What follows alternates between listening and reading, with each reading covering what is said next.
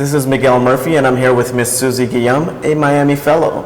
And Susie's going to share with us all about the Miami Fellows program here and the world of opportunities and community involvement that she's been, part of for the past. Has it been a year, Susie? Yes, Almost a year. almost a year. So the stage is yours. Tell us about the Miami Fellows program. The Miami Fellows program is a fellowship program coordinated by the Miami Foundation. It's a very distinguished program that recruit individuals in the community who are doing great and amazing work, but the search is really for people who are going to make a difference. And I'm a part of class 10, so this is the 10th class, and we look forward to doing some more. And Miami Foundation, if you don't know about it, is a foundation that supports philanthropy work and nonprofit organizations in the city of Miami. Our goal is to just do more outreach from what we're doing, and we just completed our first trip together as a group, and it was amazing. So I know you've been involved in so many activities with the Miami Fellows on a monthly basis, but you went to Colombia, and you just got back from that immersion. What was that like? Going to Colombia was a life-changing experience. I know the stereotype that people had of Colombia, but I never knew of it myself. A lot of people would say, drugs, violence, and that's all you would hear, but I never thought that because I didn't know. So with my first trip, it was about 15, 16, 17 of us that went, other fellows that went, and the trip was life-changing. Like, we went to Antioquia, and that's in a city where we went to in Medellin. And Medellin, we went to a community, a place called Comuna 13, and there we met so many children and people that were just happy with the state and condition of where they were. And that really challenged me to ask myself, what am I doing in my community? What things that am I complaining about that I have no reason to complain about, because these people are living their best lives in this community. And this is actually a shirt that I purchased there. So if you look in this shirt, this is a woman, and in her face you can see the Comuna 13. And in this area right here is just a beautiful place. Like, you would think otherwise because of violence and everything, but we went in there and went up a hill, and it was life-changing. It reminded me of Haiti a little bit, because the same struggles the people had there, it reminded me of my own country and where my parents are from. So it was an amazing experience. I can see. But let's walk back a bit. You said you went with about 17. It's about 17 fellows. And what was the duration of the trip? Was it 5 days? Was it 3 days? What was your flight like? Can you take us through the steps in terms of, getting to the airport, and did you guys kick off, in terms of your engagement there, or did you wait till you get to Colombia to actually, work as a group? As a group, we've been together for quite some time already, so our bonding experience already happened prior to us going to Colombia, and I think the Miami Foundation does an amazing job at preparing us with bonding and getting along with each other. So when we got on the flight, it was just like, hey, how's your family? How's everything? Is it, are you safe? Are the kids safe? And that was the experience on the plane. And before going to Medellin in Colombia, they asked us, to get a dictionary to start learning some basic languages, the currency exchange, like they use pesos and we use US dollars. So come to find out, just learning about the currency rate and just learning the food there, we were like, oh my gosh, we're gonna gain weight because we've heard so much about the food and how popular the food is, the coffee is, the chocolate, the hot chocolate in the morning. They really indulge in their culture and in the food. So when we arrived there, the first thing that happened, we thought we were gonna go to the hotel. Nope. They grabbed our bags, they took it away, and we went right to work. Right to work meaning right to engaging with people in the community, listening to speakers that are there who are making changes in their community, and how they are embracing culture there, and how even cleaning up their train stations and their floors and where people are walking, people are picking up trash after themselves. And it reminds me that like how much work that we have to do as a community. So as 17 of us went on this trip, we were like, we didn't know what to expect, because every time we were walking, they said, okay, 5 more miles, and we're like, that's a lot, because Miami is flat surface. So when we arrived there, everything is a hill. So there was a lot of walking, and we kind of ate dinner late. I noticed there they eat dinner a little bit later, and it's like a full course, like 4 or 5 courses on your meal and your food. And when we arrived there, I think the bonding experience already happened, but the engagement with the people there was like, they knew us forever. Like, we knew each other from our families, but we didn't. It's just the passion and love that they have. It automatically comes to you, and it drives to you, and that's what you do. You just love and engage, and that was primarily the experience on the first day. Nice. So how long was the flight? The flight was about 2 hours and 54 minutes. So you had a good 3 hours. I normally ask, was it a peaceful flight, or was it like just quick? Did you lose your mind? No, I think I was more concerned, like, oh, my family, is everything okay? But when I let that anxiety go, it was just really quick. And on the flight, I thought I would get some sleep, but it was just bonding for us. We just kept talking and talking and talking, and then maybe nap for a few minutes, but then about 3 hours, we're already in. So it seemed that you had a lot of, impactful activities while you were there. What was your most, I would say, memorable experience? What stood out? Any particular, experience that just lives with you? I think the one that stood out to me the most was a little girl who was she was a couple of miles away from me, and then she was staring at me, and I'm like, why is this girl looking at me? We don't know each other. She's telling her dad something in Spanish, and then I noticed her skin complexion and her hair, and it was tighter curls, it was kinkier, but really big hair, and she was looking at my hair, and then she told her dad in Spanish about my complexion, that I look like her. Someone translated to me, and I think that moment in time made me realize how important it is to celebrate Afro-Colombians. They exist over there, but it's like they don't have like a voice. And then when that little girl saw me, it was that instant connection. I was like, oh my gosh, I have fallen in love with a place where there's people that look like me. Maybe not everybody, but there are lots of Afro-Colombian individuals who want to celebrate their essence, but they want to see more people like themselves. So that connection was instant. And if you can look up Medellin, if anyone can, Colombia, they have a zip lining, a city transportation that allows the people from Comuna 13 that live in the city in more poor areas to come down into the city to engage and do things that the other people are doing down below. So that transportation is when I met that young girl. I didn't get her name. I wish I could just squeeze and hug her, because we were getting on the movers and trying to get up. But that connection right there, if you can look it up, you can see how these people are moving from where they are to come down to interact with others in the city. Nice. So we're going to switch gears for a moment, because I know you, I see your book, Do It Big. I want to get into that for a moment. But for someone who wants to become a Miami Fellow, what does the process look like? It's a very intense process. When my son was at the age of 2, I remember going into an interest meeting for Miami Fellows.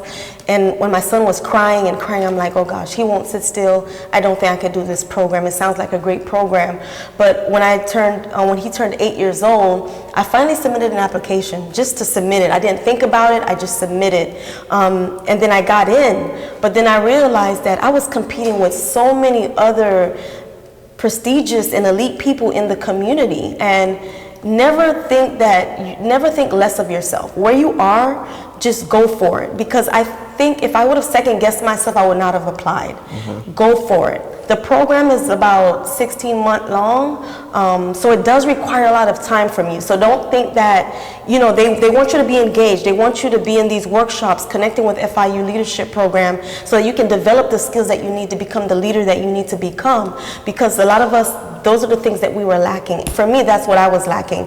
I needed more of leadership development, and I think that was the most critical thing about the traveling was great, but the leadership development while traveling is where I was able to develop myself. So when you're submitting applications, young college students, there's fellowships available for you too. You can apply to these programs. In my book, I talk about that, do it big, because I don't know that I would be able to travel to Colombia. I never thought about it. We always think when we're traveling it's too much money. I don't have this and I don't have that. But what I realized, there's resources out there. These fellowship programs are designed to kind of take you out of your environment, take you somewhere else so that you can see outside and what it's like and bring those resources back home. So apply, submit your applications. You can even Google it, fellowships for young professionals or fellowships for young adults, and you'll find them. And I've been able to travel all over. I went to Toronto, Canada last year for the 880 Cities and Knight Foundation Fellowship. And that program, Emerging City Champion, was what I think opened up the door for me to become a Miami Fellows. Nice. So you're also an advisor on campus here at Miami-Dade College. In terms of what would you, for students, what would be your comparison to the Miami Fellows program for students? Do you see any programs that currently exist on campus, or is it an opportunity to implement or institute something similar to the Miami Fellows so that students too can function in a similar sort of moment of growth, so to speak? So do you see is there any comparison you would say? I see student clubs and organizations, the same structure. Fellowship, Miami Foundation, Miami Fellows program remind me of that. A student club of organization with elite young professionals, 17. You have everyone from city official, government, educators who come together. Join an organization, or even find an organization, or create something that you want to kind of help develop people. That's where you get development, right there. Student clubs and organizations, being involved on campus, even if it's not a major organization, but somewhere that can prepare you, someone that could prepare you as time management. Like, being on time is so important as a Miami Fellows. You don't want to show up late when we have a guest speaker speaking, or you don't want the people in Colombia when we're having our meetings, like you're coming in late and they see that you're slagging and you're complaining. You want to be around people that motivate you. So join a group of an elite group, or it could be a group that you created, and just engage. Talk about time management. That is so important. People do not like when you're walking in late to events and activities. It's really embarrassing. Show that you're engaged, so that even if you're somewhere where it's not like something that you care about, think about where you are. Don't worry about what you don't like and what you do like. Just go into the situation with an open mind. That's what we did. We went to Colombia with an open mind. I'm Haitian American. The Latin America, I want to learn more about Latin America now, because the way the people loved me, I was like, oh my gosh, they love me and I don't even speak any Spanish and they laugh with me. There's no judgment. So join an organization, student club, join student government. They travel all the time, okay? Like, a lot. So join that organization. You get to meet the campus president. You get to meet Eduardo Padron. There's little things. You would be so much surprised when you need that recommendation and you need someone to, support you with a Miami Fellows, or say, hey, you know what? I think this person would be great. Support them. You'll be surprised at how many people would support you just by you joining a student club. Absolutely. So those are wonderful tips that could get you closer to the Miami Fellows concept of fellowship and growth and development, particularly as it relates to leadership. So let's talk about your book, Do It Big. What inspired you to write the book, and how long has it been since your book has been out? And what has been the journey? What does it look like from writing it till now? The most interesting thing about writing this book is that I thought, after a year of writing it, 2016, October 2016, that, after 2017 it'll be done and, nobody will talk about it. And people still run to me and they're ordering the book, sharing my website. I literally had someone who stopped me the other day and said, Susie, your book is inspiring. And I didn't think nothing of it. When I wrote the book, I just thought of that little girl who grew up in Overtown and in Little Haiti, just to share my story. It's just basic things that you don't think that would inspire people, inspired me. And if the title of it is Do It Big. big, The Power of Living with Crazy Faith. And I wrote this book because I didn't have all the resources in the world to make things happen, but my son inspired me to just believe in the impossible. The things that you think won't work will work, and just having that crazy faith to believe that it's going to happen, it will happen. I guarantee you that. And I also want to share something else, that someone recently sent me an email that know you and Anselm and some other people from the University of South Florida, and they want to order like 50 books. And I'm like, how do you know about me? And they were like, we want to order this and give it out for Christmas. And I'm like, and some of your children's book. And I'm like, look at the connection that have already been made. The person don't know me directly, but they know someone else that was able to share my story at some point that opened up the doors. And from there, I was like, you know what? This story is still going on, and we're in 2018, going on 2019, and I'm still writing. I'm helping other people write their books. I have big surprises that are coming. I've been off social media because I think it's important to kind of take a step back and reflect as to where you are and where you're going, and evaluate yourself. There should always be an evaluation process for a leader or an aspiring leader. You want to know where you are and where you're going, and I think this book has done it for me. So you can visit SuzeGuillaume.com, SuzeGuillaume.com, to order my books and find out some other projects that I'm working on. Nice. So is there anything that you want to share that we didn't touch on, as we talked about Miami Fellows and Colombia in particular, and just the comparisons in terms of groups on a college campus that could compare to the Miami Fellows program and your book and that journey? Is there anything that you want to share, any advice, particularly with students who are beginning their journey in college?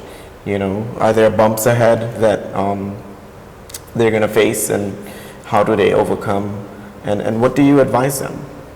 Stay connected with your advisors. Find people that would help you get from the end of the line to the front of the line. And I'm not saying this to cheat any system, but when you build relationships, that's the most critical part of your career, your school, and everything, because change is going to come. My initial degree was in journalism and television. I started off working with MTV and BET, and became ill after college, and I had to move back home.